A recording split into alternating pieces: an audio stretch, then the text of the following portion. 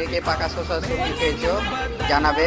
পাকা শসার সবজি আমরা আজকে পাকা শসার সবজি করবো। এই দেখো এটি অর্ধেকটা কেটেছি এটা, আর এই অর্ধেকটা কাটবো, আর এরকম দুটো আলু দিব। ঠিক আছে, মাসির বাড়ি থেকে এই যে এটা আনা হয়েছে, মাসির দিয়ে সেটা পাকা শসা। কে কে পাকা শসার সবজি খেয়েছো জানাবে। পাকা শসার সবজি আমরা আজকে পাকা শসার সবজি করবো। এই দেখো এটি অর্ধেকটা কেটেছি এটা, আর এই অর্ধেকটা কাটবো, আর এরকম দুটো আলু দিব। ঠিক আছে, নিরামিষ সবজি করবো, আপনারা দেখতে থাকুন বন্ধুরা। এখানে আলু তরকারি দেখে নিয়েছিলে, আলুগুলো কেটে নিয়েছি, এখানে শসা কেটে নিয়েছি।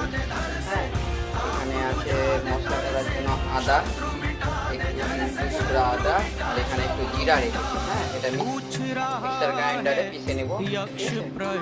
আদা আর জিরা শুধু মশলা লাগবে, আর কাঁচা লঙ্কাটা আমি